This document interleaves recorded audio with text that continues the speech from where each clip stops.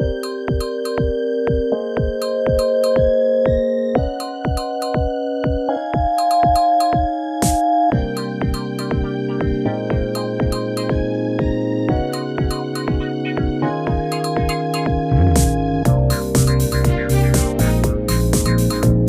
दिनों पूरे देश की निगाहें महाराष्ट्र और देश की आर्थिक राजधानी मुंबई की सीटों पे है, जो विधानसभा चुनाव हो रहा है। नामांकन का सिलसिला चल रहा है। इसी कड़ी में जहां पे राष्ट्रीय पार्टियां, क्षेत्रीय पार्टियां, महाराष्ट्र की पार्टियां अपना पुरजोर कोशिश कर रही सत्ता में आने को लेकर के, इसी कड़ी में एक उत्तर भारतीय विकास सेना पार्टी इन दिनों खूब चर्चा में है, पूरे सुर्खियां बटोर रही हैं मुंबई ने, पूरे देश में, खासकर लॉरेंस बिश्नोई को लेकर के। हमारे साथ इस वक्त उत्तर भारतीय विकास सेना के राष्ट्रीय अध्यक्ष सुनील शुक्ला जुड़ रहे हैं। सुनील शुक्ला सर, बहुत बहुत धन्यवाद जो आपने वक्त दिया। रितेश भैया, मैं एक संदेश देना चाहता हूं नौजवानों को। इस देश के 65% हमारा देश युवा है। 145 करोड़ की आबादी में सभी युवाओं को पंडित सुनील शुक्ला से एक संदेश है कि आप मुख्यधारा की राजनीति में आए, व्यवस्था में आए। भारत देश, हिंदुस्तान बैसाखी पे नहीं रह सकता। ये नौजवानों का देश है। नौजवान सत्ता में आए और भारत को गौरवशाली एक देश बनाए। जैसा कि आपने कहा, नौजवानों का देश है, जिस ओर जवानी चलती है उस ओर जमाना चलता है। आप एक नौजवान युवा हैं। दूसरी तरफ जिस तरह से उत्तर भारतीय विकास सेना की बात करें, इन दिनों लॉरेंस बिश्नोई को लेकर चर्चा में है कि लॉरेंस बिश्नोई को आप जो है मसीहा मान रहे हैं, भगत सिंह से तुलना कर रहे हैं, उनको पार्टी के सिंबल पर चुनाव भी लड़ाने की चर्चा चल रही है। तो पूरा मामला क्या है? लॉरेंस भैया ये एक उत्तर भारतीय हैं। पंजाब में उनका जन्म हुआ है, बिश्नोई समाज से है, जो एक पर्यावरण और पशु का देखभाल करने वाला समाज है। तो हर एक इंसान देखा जाए तो बिश्नोई है।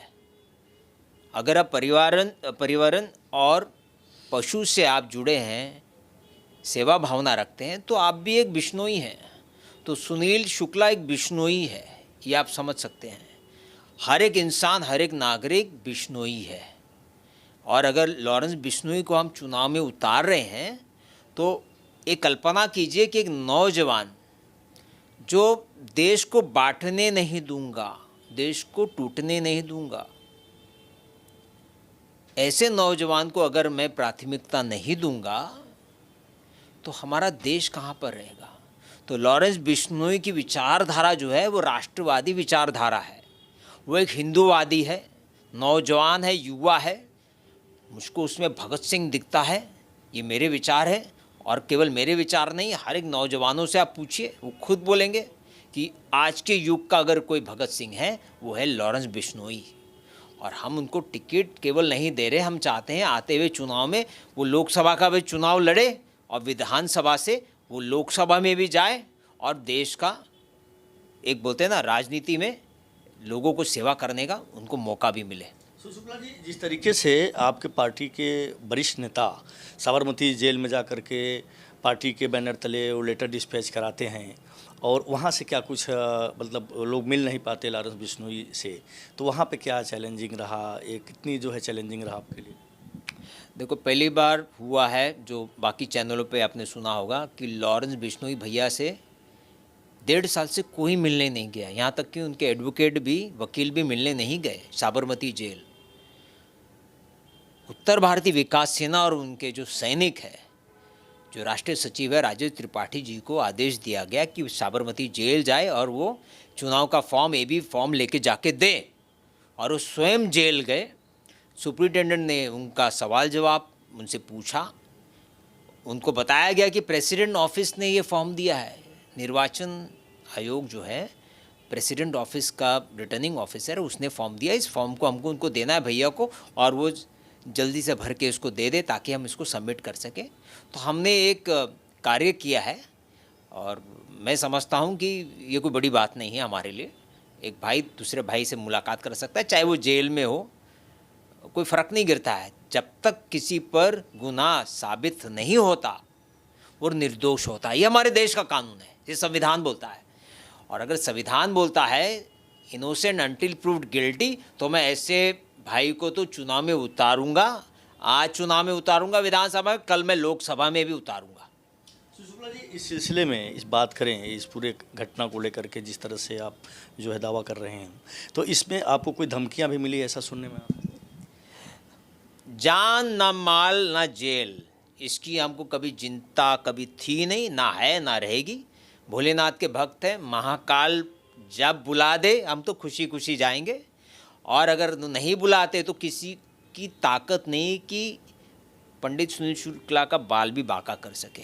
शुक्ला जी, आपसे एक आखिरी सवाल, हिंदू विकास आपका जो उत्तर भारतीय विकास सेना है वो किस विचारधारा पे काम करती है, और महाराष्ट्र के युवाओं के लिए, महाराष्ट्रवासियों के लिए आपकी तरफ से क्या शुभ संदेश है?